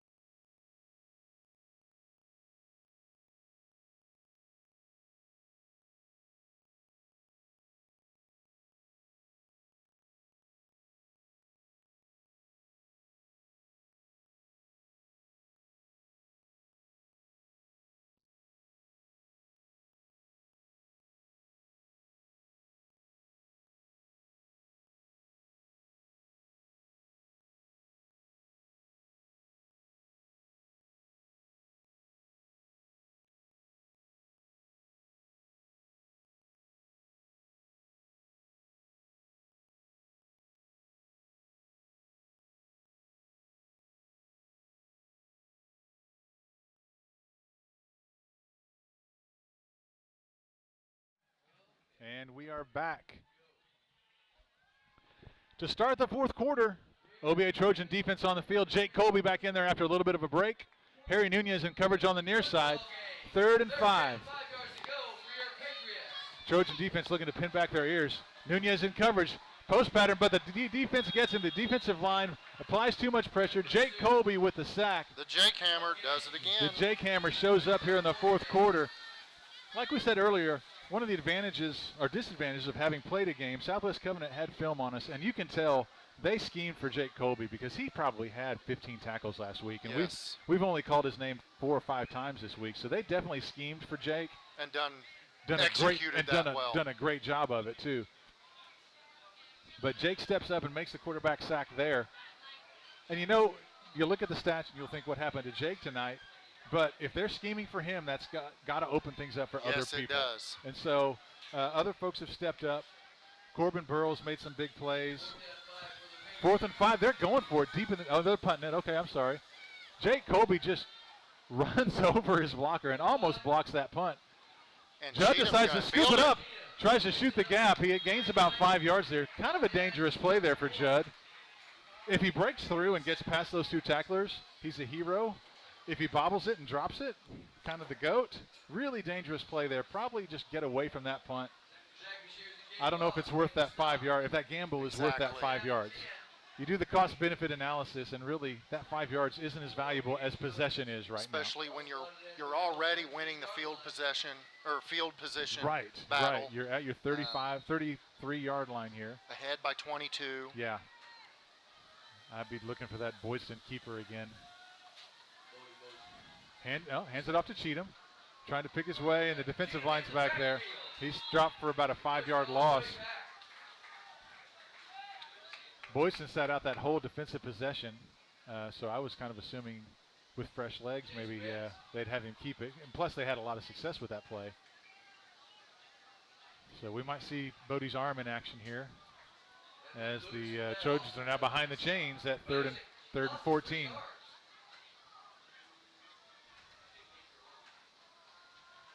The clock is running, 10:23 to go in the fourth as we count down from 12 minutes. Boyston under center. They haven't really thrown very much when Bodie's under center. They have a few times. Something went wrong there. That was definitely some sort of busted play. That was a big bust right there for the Trojans. Either Chance Betts really jumped the count and guessed right, or something busted there for the Trojans, because I mean he almost got to Bodie before the ball did. That was kind of amazing. So 3rd and 20, which the Trojans have had 20-plus yard gains multiple times. Again, under center. Southwest Covenant's just pinning their ears back at this point and coming. Hard count, got him. Okay, I'm going to say Coach Kayot thinks they jumped the count on the last play, so he goes hard count right here and gets them off sides. Use that momentum and that adrenaline against the Patriots a little bit there. Get 5 yards back. Smart coaching right there. That is all coaching by right the there. Veteran. Yeah, the wily veteran Chris Kayot calls for the hard count. Bodie executes it really well. Nice discipline from the O-line not to flinch.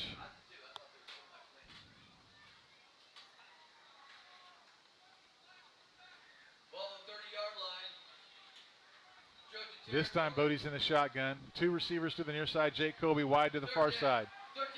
Big size advantage with Jake with the guy who's covering him. Bodie. Ball's on the floor. Judd Cheatham picks it up. Might be the most successful broken play ever, because he's got a first down and he's still running. First down Trojans at the 30-yard line. There's no way that is what was called. There's no way. Maybe a Statue of Liberty play by design, but that's not supposed to hit the ground. It didn't look like there was much design. No, that was just sheer luck. The ball bounced to Judd Cheatham, and he scrambled around the far end and went distance. First down OBA at the Patriots' 30-yard line. Ian Easton in for Mendoza. Looks like we're going with that tight formation again. Nope, Harry Nunez coming out wide to the near side. Judd Cheatham in the slot. Ian Easton in the backfield. I'd like to see Ian get a carry at some point. He hasn't touched the ball since the fumble. Nice moves from Bodie. Good block from Easton. Bodie's outside. He's got a blocker ahead. Down to about the 16. He got it first. First down, Trojans. First down was the 20-yard line, and he's down to about the 16. Blocking out front from Ian Easton and Harry Nunez. Boyston carries for the first down. Like I was saying, I'd like to see a show of faith and put the ball in Ian Easton's hands just a couple of times to show him, hey, we know that wasn't your normal. Go get us a couple yards here, Ian. So first down, more movement from the defensive line. Bodie Boyston and the coaching staff, I think, are calling that hard count. I think that's by design right there. Coach, I'm going to take this opportunity to do a shout out to some of the student workers we have to bring this live stream to you that have been working up top of the press box. Wyatt Hofen, Travis Moore are on the Squirtle camera, and they're also helping Nathaniel Barney with the huddle camera up above the press box. Looks like we have Jacoby Justice down at doing the end zone camera for Jacoby's down there the huddle system. Doing the huddle camera. So 2 receivers wide to the right. Easton in the backfield with Boydston. Quick pass out to Nunez, way off target.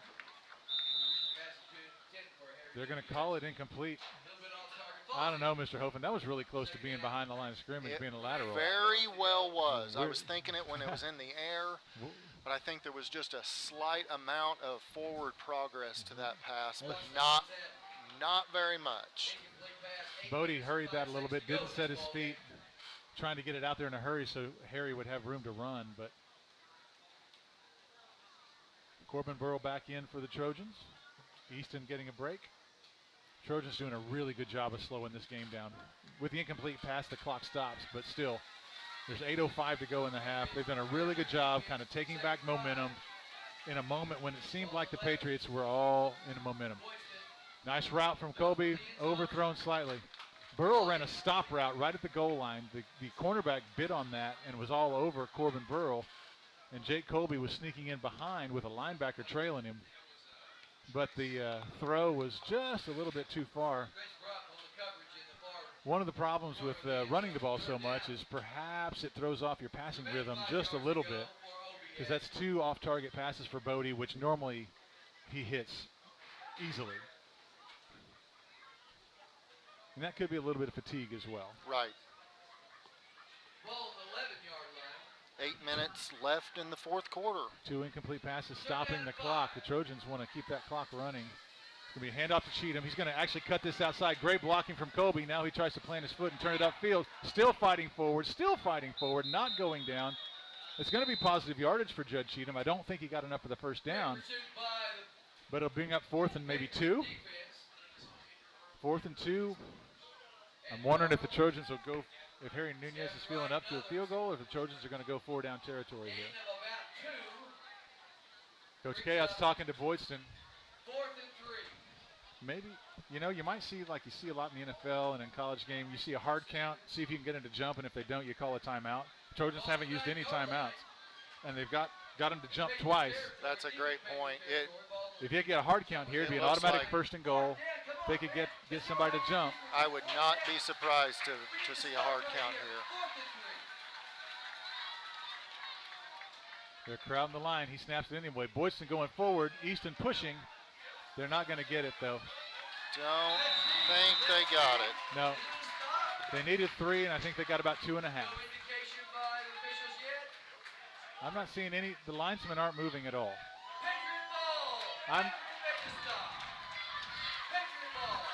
Safe call. Safe call for the Trojan offense. I am by no means a specialist on high school officiating, but I'm pretty sure it's the line judge's job to spot where the forward progress was, and that's the 2nd or 3rd time tonight the outside line judges have just kind of stood there and not made any signal at all, leaving the white hat to kind of run in and guess where the spot was.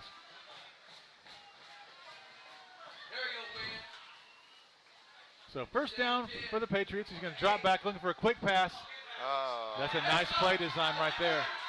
Judd Cheatham with the tackle, keeps him in down. Nice play design there. Harry Nunez was in coverage on 22, but they ran a receiver out into the flat. Harry broke on the short pass. Quarterback threw it to the long pass. Really good play design there. There was really no other options than about 25 yards on that before we had anybody there to close on it. I don't know, but I'm guessing if I'm Coach Cheatham, he'd probably rather Harry stay with the deep receiver and let him throw the short route. Harry's had a good game, though. That's really the first time we've given up yardage on his side of the ball. So 1st down for the Patriots. 1 running back in the backfield.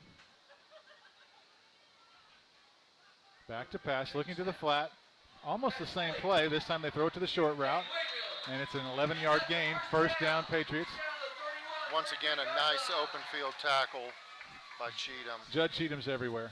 He's everywhere. Unfortunately tonight, he's probably going to be our leading tackler. I don't have the stats in front of me, but I'm guessing Judd's had more tackles than anybody. Which, like we've stated earlier, you don't really want that from your deep safety. Definitely different than we saw last week. 2nd and inches is the call. If I'm a Southwest Covenant fan, I'm thinking that's a pretty poor spot. But I'm not. I'm for OBA, so what a great spot by the officiating crew. Second down. It'd be a good opportunity to throw it deep here. If you don't get it, you can always pound out 1 yard on third down.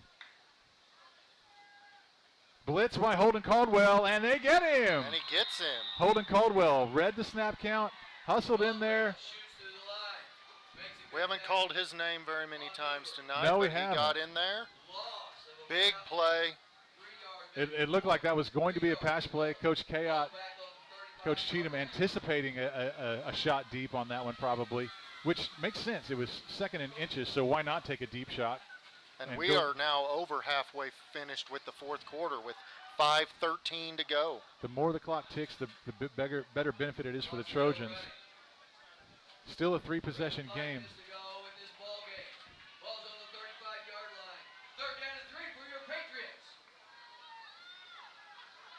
Run up the middle. That's going to be close. I'm not sure of the spot. Be close. It's going to be 4th and 1. About a yard short. This might be the play of the game right here.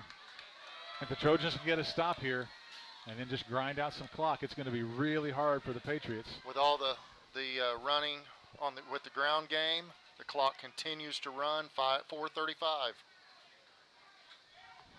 No real sense of urgency from the Patriot offense here, taking their time. They want to be sure and get the first down here. The first down's more important than the clock at this point, I guess, for them. Receiver wide to the left. Brashear's in the backfield. And he's rolling out to his right. It's going to be a pass. He's looking downfield. He's got, that's way out of bounds. Out of bounds, and it's going to be turnover on downs. So turnover on downs. They rolled the dice on that one. 4th and 1, and they do a rollout pass. Was that Jacob Colby closing in on the quarterback? Yeah. Defensive end Jake Colby kind of hurried the throw a little bit, and it had a lot of air under it, and by the time it got to the receivers, about 5 yards out of bounds. And so great job by Jake Colby causing the pressure. Judge Cheatham on the coverage. And so turnover on downs, first down OBA at their own 33. 4:10 to go here in the fourth quarter. I would look for a steady diet of running plays right now. I'll be honest, I'm really a little surprised by that passing play because they've had success. Not just big long runs, but they've been able to get a yard or two. And so on 3rd and 1, they were hoping to, or 4th and 1, they were hoping to catch the, and here I am wrong again. Bodie Boyston sidearms it under pressure, picked off.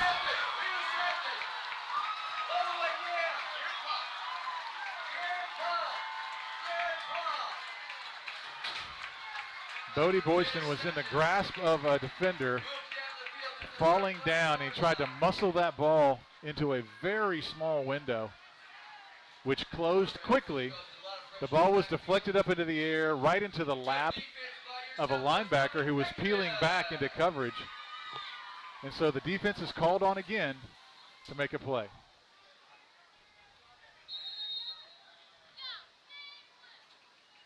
I guess I totally misread that situation, assuming that the Trojans would be running the ball a lot, and instead we go shotgun in a pass. The defense digs in. Back to pass, ball's in the air. Oh, almost picked off by Caleb Mendoza. That throw behind the receiver, once again, like we've talked about many times, it looked like when he has to put heat on it, Hoover's passes are just a little less accurate than they are when he has time and can put some air under it. Mendoza's momentum was taking him toward the middle of the field, and he just couldn't get stopped in time. He could not slam on the brakes there. With no football experience in his history, that just shows that he is a great athlete. Yeah, Caleb just an Mendoza, all-round athlete. Playing his second ever football game. Doing a great job out there, learning the game on the fly, literally. As a fly almost flies into my face. More like a June bug, I guess. But second down, tight formation here, man in motion. Fakes the pitch, handoff up the middle. The Trojan defense is there for that. He really just kind of runs into the pile. The blockers sandwiched our defensive line, Nick Beckman, and Ian Easton just kind of falls on the running back's back as he trips over Beckman. 3:40 and counting. Clock is running on the running play, 3rd and 11. We'll see if Coach Cheatham dials up another blitz here on an obvious passing play. Wide receiver wide to the left, tight end also on the left, and now we're going to have a timeout.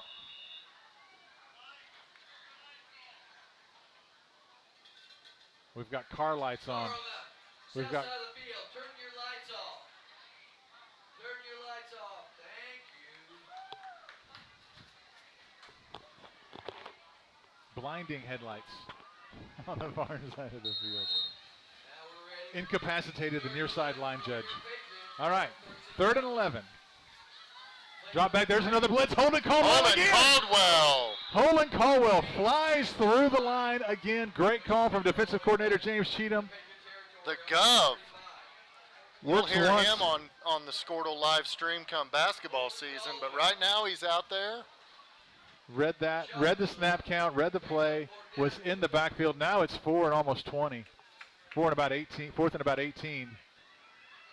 I think the Trojans need to be wary of a fake here. It's getting to the point where Southwest Covenant's going to have to do something. They have to 248. take some risks at this point. I'd watch for a fake right here. I don't even know if I'd put Judd back. I would just let that punt go. We'll see what they do. He is going to kick it away. Nice punt. Cheatham's going to field it at the 10. He has Cut, some room. nice cut. He has some Another options. nice cut. He gets outside the 20, 25, outside the 30, forced out of bounds. About the 31 Nice yard agility line. from one of the coaches over here on the Southwest Covenant bench. Hurdling Judd Cheatham as he slides to the ground. The coaches aren't cramping over here, that's for sure. Both offense and defense. So Judd Cheatham fields it at the 10, gets it out to about the, 34-yard line, 33-yard line. So first down Trojans. First down and 10. 2:27 to go. We'll see what Coach Kayot calls up here with about 2.5 minutes to go in the fourth quarter. I tell you, here in the fourth quarter, it's been kind of quiet and kind of slow, but Holden Caldwell has really stepped up and shined in the fourth quarter.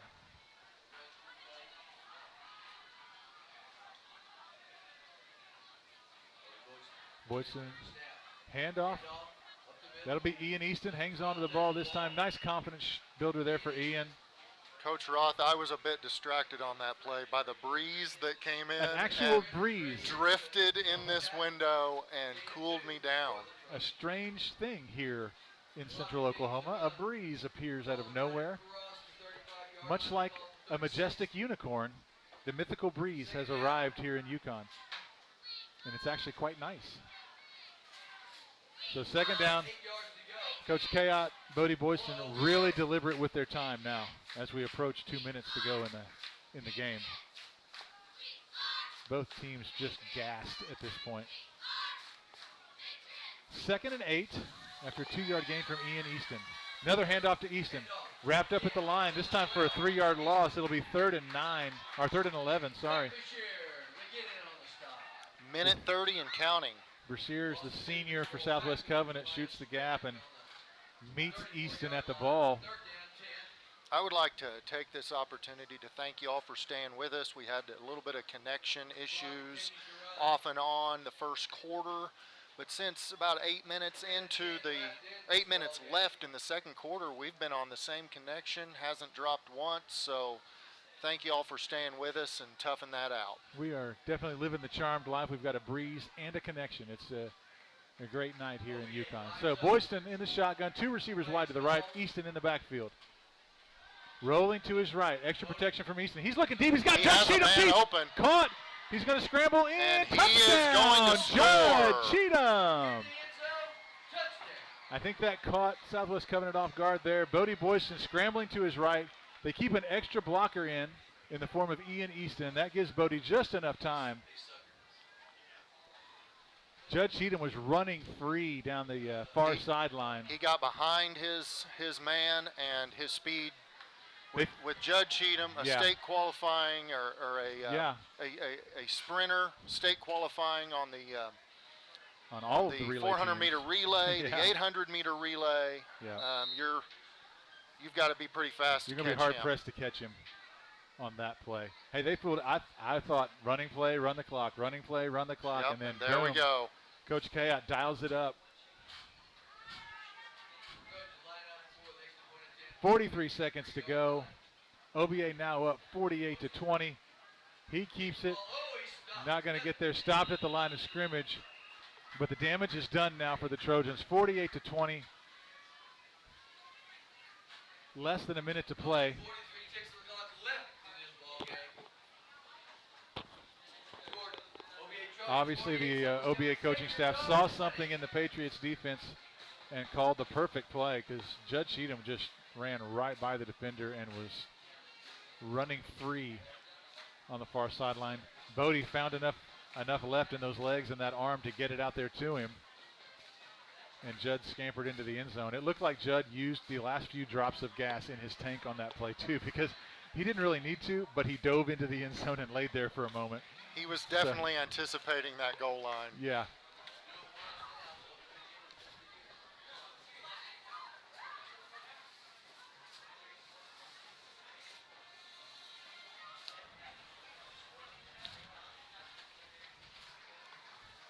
So for the second time in the season, the Trojans are not successful on a two-point conversion.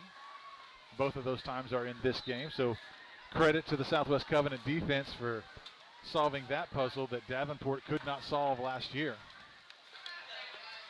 Really curious now that it's kind of in the bag, for lack of a better word, for that the lead is safe. Even if Southwest Covenant goes down and scores here, curious if we trot those defending starters back out there, as tired as they look and as much cramping as there's been. I'm wondering if we're going to see Andrew Campbell and Thomas Campbell. Andrew Campbell is already out there on the Corbin kickoff Burrows team. out there. Andrew and Thomas both out there. Are we going to see Ezra Reese at defensive end in there for Jake, or what are we going to see for this last 40 seconds? Actually, last 43 seconds, if you want to be exact. Nunez to kick off. See if he can get the Trojans another touchback.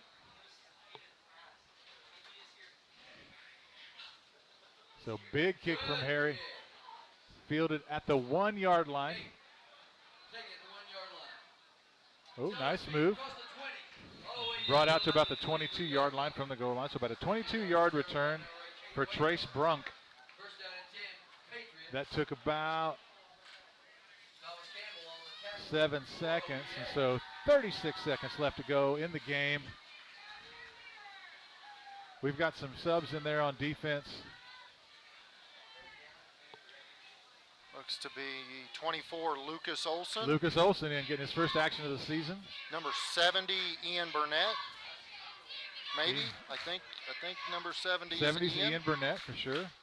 He was on my track team in middle school track last year, and I recognize his stride. Sorry, folks. Liam Berry's number 24. Liam Berry at the near side corner. Okay. Still got Judd Cheatham in there deep. He's going to be hanging out there as kind of a prevent guy, and he's going to have to make a flag on the play. It's going to be a long run, but it's all coming back. So it's all coming back.